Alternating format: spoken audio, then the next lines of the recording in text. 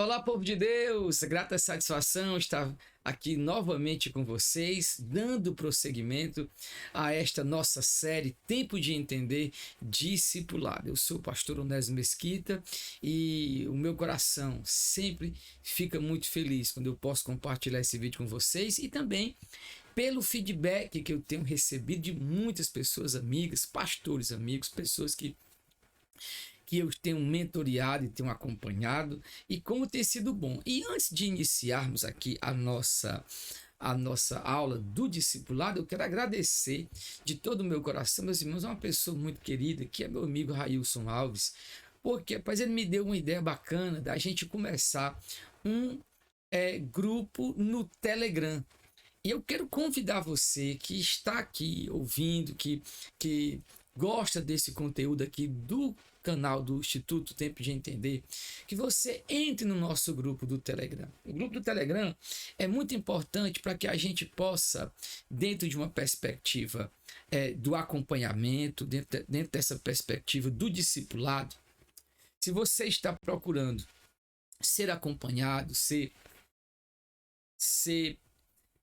discipulado e quer se aproximar mais de mim, quer se aproximar mais do Evangelho do Senhor Jesus Cristo e confia que eu posso fazer essa mentoria com você, entre no nosso grupo do Telegram. Vai ser uma grande honra poder acompanhar você. No grupo do Telegram nós teremos, além de seminários exclusivos somente para o grupo do Telegram, seminários exclusivos, tanto um devocional que eu vou estar fazendo e lançando, certo, lá no nosso canal. Tem muita coisa boa, além dos descontos nos cursos e seminários oferecidos pelo Instituto Tempo de Entender, que eu quero então compartilhar com vocês essa grande novidade que é o nosso grupo do Telegram, ok? Então, desde já, gente, vamos começar agora já a nossa aula. Nós já conversamos aqui e eu estou muito empolgado hoje para essa aula. E eu quero só relembrar aqui, nós já falamos sobre a conversão, como a gente deve entender a vida evangélica, falamos sobre a palavra de Deus, sobre como fazer uma vida devocional, sobre a direção do Espírito Santo para com as nossas vidas. Já conversamos sobre isso também. E para que você fique bem sintonizado com aquilo que nós temos feito aqui, com a proposta desse nosso encontro aqui do Tempo de Entender Discipulado, eu tenho tentado ensinar você que não conhece muito da sua fé acerca desses assuntos fundamentais. Se você não é cristão, mas gosta desse conteúdo, entre em contato comigo. Vamos conversar sobre o Evangelho de Jesus. E se você está há muito tempo na igreja, mas não compreende muito a fé, o Tempo de Entender discipulado é para você, ok? Então hoje nós vamos falar sobre algo muito importante que tem sido grandemente criticada, que é a igreja. Eu não sei se você já percebeu, mas sempre eu vejo alguém falando assim: a igreja não faz mais isso, a igreja não faz missões, a igreja não fez nada nessa pandemia, a igreja não fez isso. Às vezes eu mesmo critico. Só que a gente tem que compreender que nós não estamos falando de qualquer coisa, estamos falando da noiva do Cordeiro. A igreja deve ser amada porque Cristo ama a sua igreja. Na carta de Paulo aos Efésios, o apóstolo Paulo falando para os homens, ele diz: marido, ama a tua esposa como Cristo amou a igreja. Esse tempo nós estamos vivendo é o tempo onde eu percebo menos amor pela própria igreja. Amamos os ministérios pessoais, mas não amamos a igreja. Isso é uma crítica que eu quero fazer e deixar aqui bem claro. Precisamos amar mais a igreja do Senhor Jesus Cristo. E quando eu falo igreja, é claro que eu estou fazendo uma distinção entre igreja e denominação. Uma denominação tem que fazer parte da grande igreja de Cristo. Mas ela não é toda a igreja do Senhor. Falando da igreja, das pessoas que constituem esta verdade, a noiva do Cordeiro. Okay? Então comecemos analisando aqui já algumas perguntas que que nós sempre fazemos no início, né? Aqui para a gente dar continuidade. Só coloquei aqui outra canetinha para gente. Escreva aqui, dentro desse estudo que eu vou estar respondendo com vocês e comentando, escreva falso ou verdadeiro. A igreja é um edifício ou um prédio? A igreja é, para muita gente, claro que isso aqui é falso. A igreja não é um edifício ou um prédio. O templo, a igreja são as pessoas reunidas no nome do Senhor Jesus Cristo. É a família que se reúne. A igreja é a comunidade de todos os crentes? Verdadeiro. A igreja é esta comunidade onde cada pessoa que nasceu de novo se reúne com aquele que nasceu também para viverem a verdade de Cristo como ovelhas de um só pastor. Outra pergunta importante. Posso deixar de congregar com irmãos para ler apenas a Bíblia em casa e acompanhar programas evangélicos no rádio ou televisão? Que pergunta interessante. Que hoje acontece é falso. Claro que você não pode. Não há vida evangélica sem a comunhão com os irmãos. E nesse tempo de pandemia, claro que o estudo foi feito muito antes da pandemia, mas nesse tempo de pandemia muita gente está assim, pensando que podem ficar somente em casa assistindo. Embora que você vá assistir esse estudo aqui, do tempo de entender discipulado, na sua casa, o importante é você assisti-lo, mas ter uma igreja para você congregar. Procure uma igreja onde você entende que ali ela prega o evangelho, onde o pastor é um homem de Deus, aonde aquele povo que se reúne tem compromisso com a verdade do evangelho. Amém? Então vamos continuar. O que é a igreja? O que é a igreja do Senhor Jesus nessa definição aqui para a gente? Então, o Senhor Jesus disse em Mateus 16 e 18 o seguinte: edificarei a minha igreja. Cristo falou no futuro, edificarei. E falou da igreja como algo seu, como algo seu. Ele diz, minha igreja, minha igreja. Esta igreja que Cristo iria edificar já existe e segue crescendo. A igreja é a manifestação visível de Cristo diante do mundo hoje. Que definição importante. A igreja é a manifestação visível de Cristo. Não confunda a igreja de Cristo com somente a denominação. Porque muita gente tem complicado as coisas e feito coisas erradas. Mas é cumprimento da palavra de Deus que diz que nos últimos tempos viriam os escândalos, mas ai daquele porque o escândalo vem.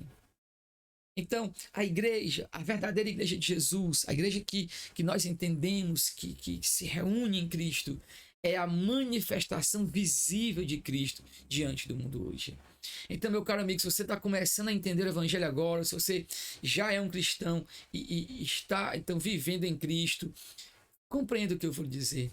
Seja essa manifestação visível de Cristo. Então, nesse sentido, a igreja universal aqui, não a universal do reino de Deus, pastoreada pelo Edir Macedo, pelo Bispo Macedo, não. A igreja universal no sentido das pessoas que habitam todo o universo aqui do globo. É um organismo sobrenatural do qual Cristo é a cabeça e está formado por todas as pessoas que já nasceram de novo, desde o Pentecostes até o arrebatamento da igreja. Esta igreja, que na definição do autor começa do Pentecostes, mas para mim vem desde o Antigo Testamento. A igreja é essas pessoas que nasceram de novo. Então, no caso, para aquilo, visivelmente, ela vem desde o Pentecostes. Mas no sentido universal, ela é de toda a igreja, é Israel e gentio. Todos aqueles que entregaram sua vida a Cristo. Então, nesse sentido, vamos ler aqui alguns textos bíblicos agora. A primeira pergunta, né? Com que se compara a igreja? Vamos lá. 1 Coríntios, um texto muito importante.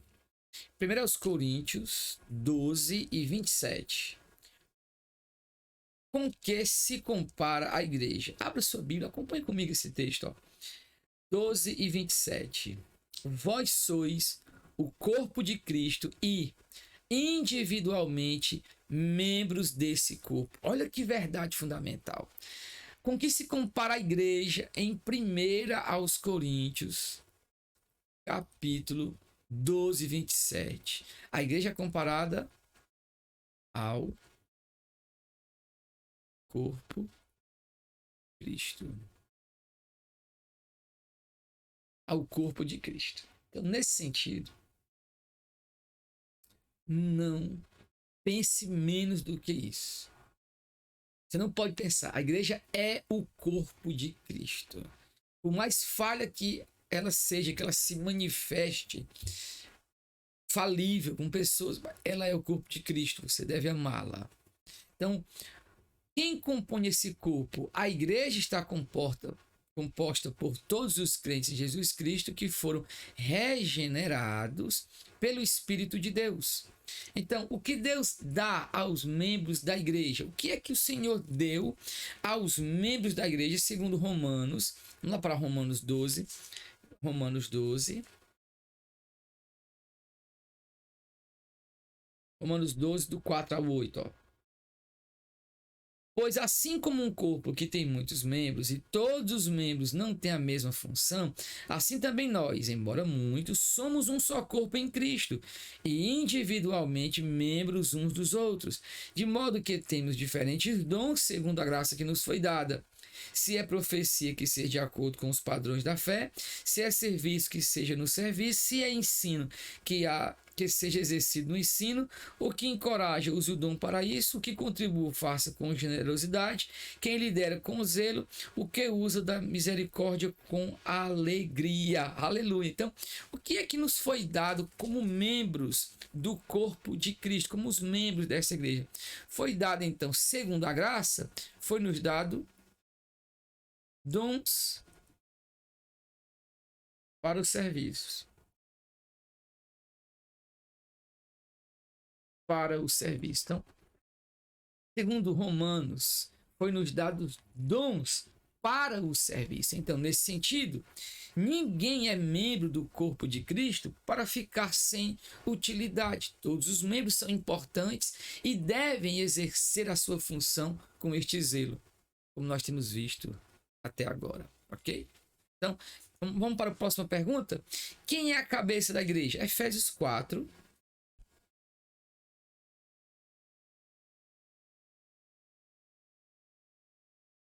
Efésios 4 e 15, que diz o seguinte: pelo contrário, seguindo a verdade em amor, cresçamos em tudo naquele que é a cabeça, Cristo. Então, quem é a cabeça da igreja? Cristo. Cristo. Nenhum ministro, nem o Papa, ninguém pode se arrogar ser a cabeça da igreja. Então, segundo Efésios 1 e 12, para que a igreja existe? Aí aqui, muito importante. Numa época onde o significado de sermos igreja tem sido tão esquecido e colocado sobre ele outras manifestações de significado, outras expressões de significado, faz-se necessário resgatar esse entendimento de Efésios 1 e 12. Vamos lá, então, Efésios 1 e 12. E diz o seguinte: a fim de sermos para o louvor da sua glória, nós que antes havíamos esperado em Cristo. Então, para que a igreja existe? Para o louvor da glória de Jesus Cristo. Aleluia. Para o louvor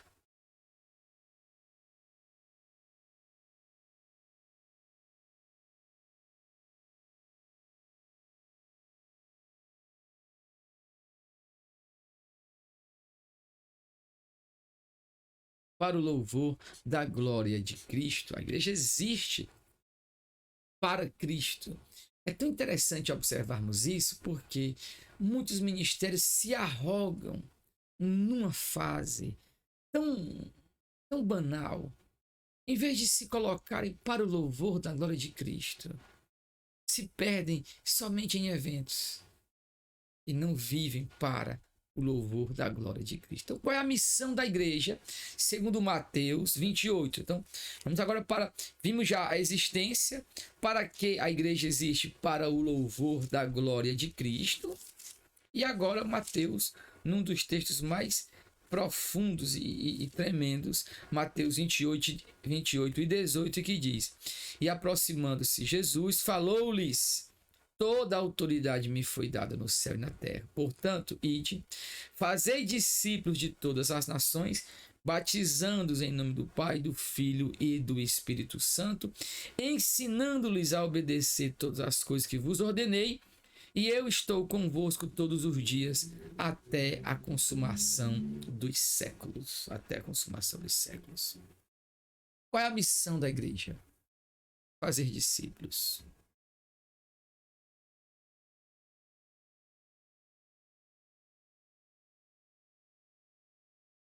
Fazer discípulos. Então, o que seria esse fazer discípulos? O fazer discípulos não é fazer imitadores da igreja, mas imitadores de Cristo. Fazer discípulo, o discípulo é um aprendiz. E o discipulado bíblico é a formação do caráter de Cristo no coração deste discípulo. Então a igreja existe para fazer discípulos, para levar pessoas a Cristo, para formar o caráter de Cristo. Isto é a missão da igreja. A proclamação do evangelho, a proclamação da verdade de Deus sobre todas as nações. Amém? Então, a igreja local, nesse sentido, já caminhando para a nossa segunda parte, isto aqui, tudo fazendo parte da igreja universal. A igreja, o corpo de Cristo geral. A igreja local. A igreja local. A igreja local é um grupo de pessoas nascidas de novo, batizadas e organizadas para glorificar a Deus, edificar-se mutuamente e proclamar o evangelho. Eu quero remarcar isso aqui porque eu acho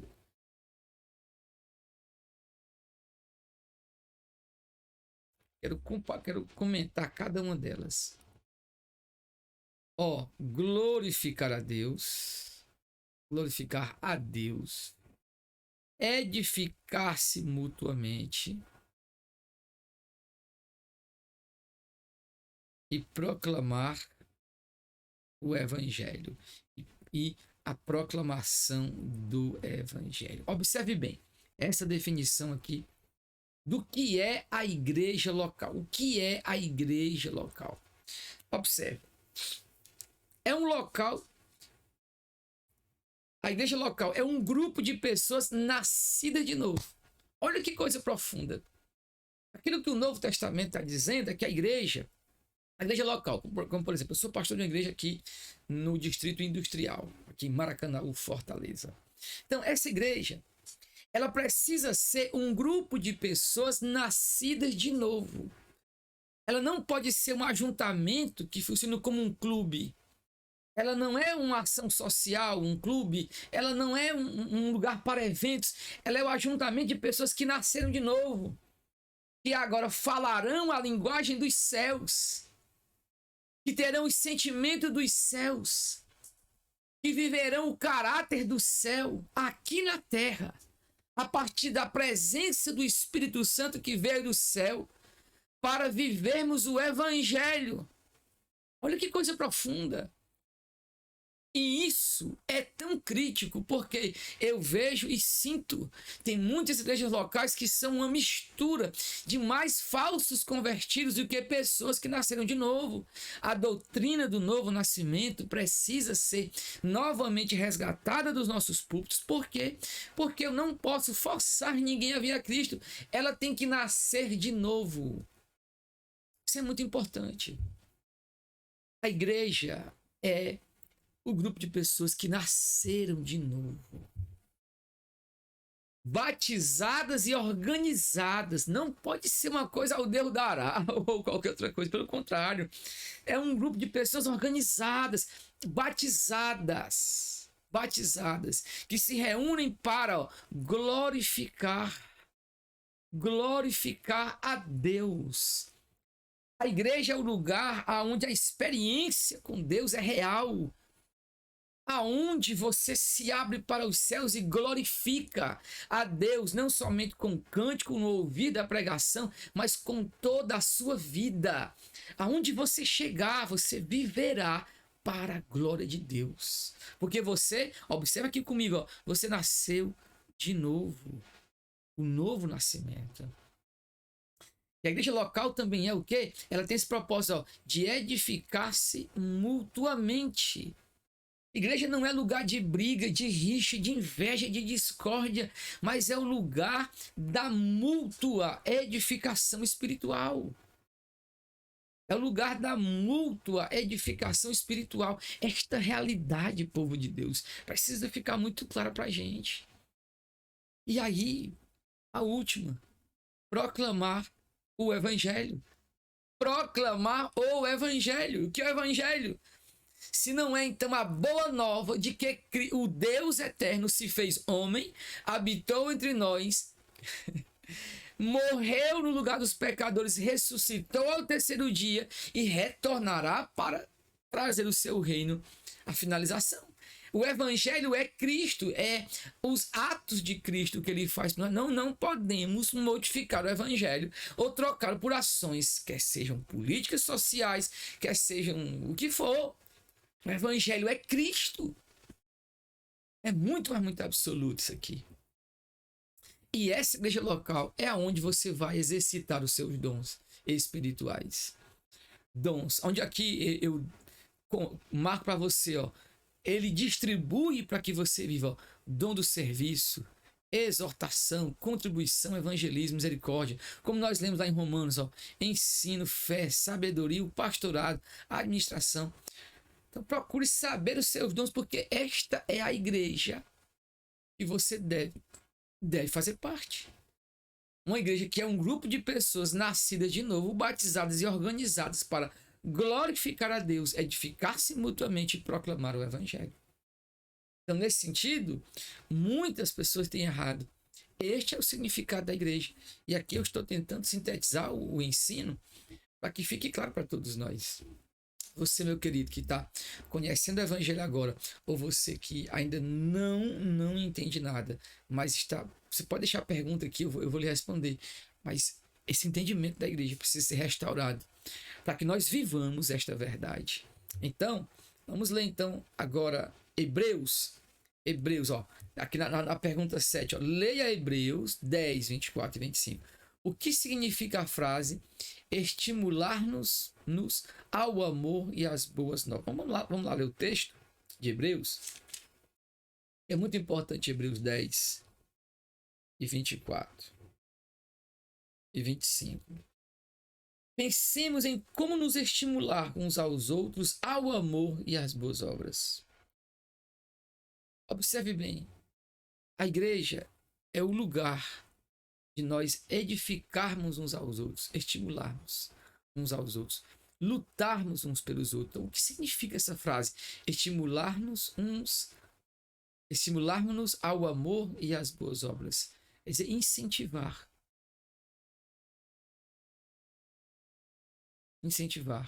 Não é lugar para a crítica.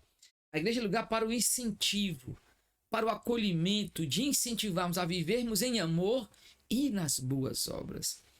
Então a Bíblia ensina que o crente deve participar de uma igreja local. Sim, não, sim. Ela ensina, por quê? Porque lá nós seremos edificados. 8. Que outras coisas faziam juntos os crentes na igreja de Jerusalém? Olha esse texto aqui de Atos 2, né? Que outras coisas eles faziam quando estavam reunidos, né? A igreja de Jerusalém.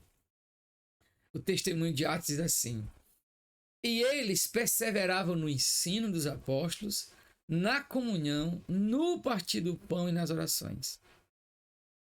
Que coisa linda. Ensino, essa palavrinha mágica aqui. Comunhão e orações. Partir do pão também.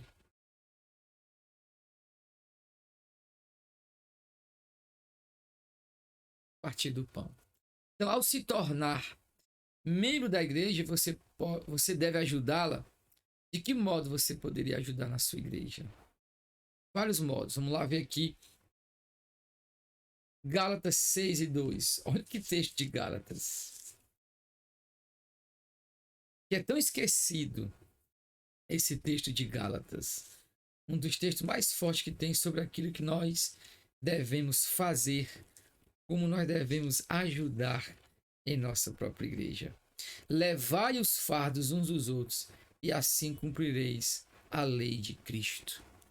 Ao se tornar membro de uma igreja, como você poderia ajudá-lo? Como você poderia ajudar a sua igreja?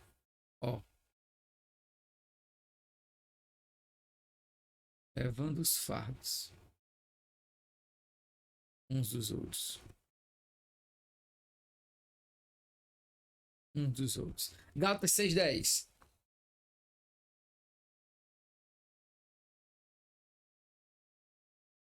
Assim, enquanto temos oportunidade, façamos o bem a todos, principalmente da família da fé, fazendo o bem a todos.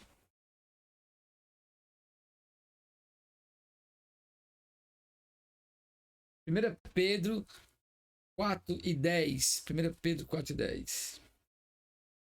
Olha que texto importante. Servi uns aos outros conforme o dom que cada um recebeu, como bons administradores da multiforme graça de Deus. Servir uns aos outros.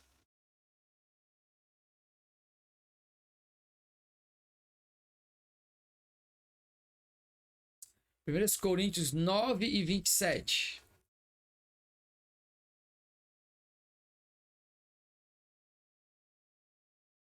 Perdão, 2 aos Coríntios, né? 9:27. E diz assim. Perdão, 9:7, né, gente? 9:7. Cada um contribua de acordo com o que Deus colocou no seu coração, não com tristeza ou com constrangimento, porque Deus ama quem dá com alegria, contribuindo.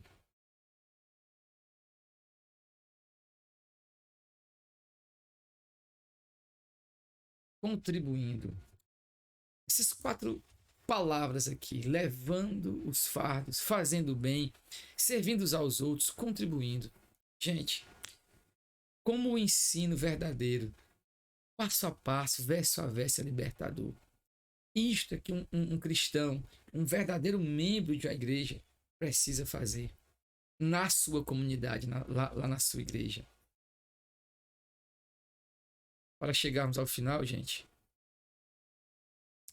em 1 Timóteo 3:1-7, Tito, a Bíblia estabelece requisitos para os líderes que governam a igreja. Nós vamos observar que a vida pastoral, ela não é dirigida somente pela cabeça do pastor. Há critérios, há demandas bíblicas que o homem de Deus tem que levar. Leia depois com calma. Aqui, já que os líderes são chamados pelo Senhor, qual deve ser a sua atitude, a minha atitude para com os nossos líderes? 1 Tessalonicenses 5:12-13, que diz: Irmãos, pedimos que deis o devido respeito a quem trabalha entre vós, que vos preside no Senhor e vos aconselham, que os tenham em grande estima e amor, por causa do trabalho que realizam. Tende paz entre vós. Olha o que ele pede. Respeito, né? Estima. Respeito. Hebreus 13:7.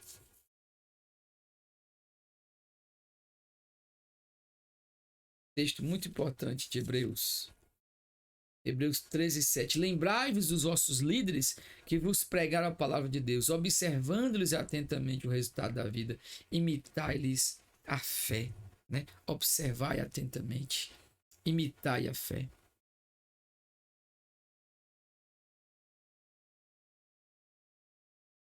Fale de uma das responsabilidades da igreja com seus membros. Aqui é levar os fardos uns dos outros. Vamos colocar essa palavra aqui como restauração.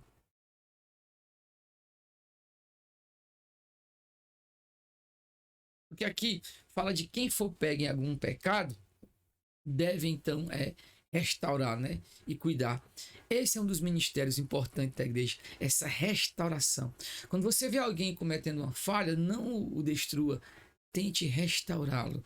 Porque se a igreja é o lugar onde os nascidos de novo se congregam, eu não posso matar alguém que Cristo nasceu de novo, ok? Então, ao corrigir um irmão ou um desviado, qual deve ser a atitude? De mansidão. De mansidão. Então, para finalizar, nós chegamos agora aqui ao final. Deixa eu só ler para a gente esse último ponto. A igreja, por ser uma família, tem a responsabilidade de velar pelo bem de seus membros, pelos bens de seus membros. Há momentos em que a disciplina é necessária para conservar o testemunho, a pureza da igreja. É um ato de amor e preocupação com os membros da igreja. A disciplina é uma das coisas que Deus usa para estimular-nos o amor e as boas obras. Então, a igreja, por ser essa família, ela também não é um lugar para fazer qualquer coisa. É um lugar também de disciplina, onde você deve viver o evangelho, estimulando uns aos outros em amor. Povo de Deus, nós chegamos ao final desta aula.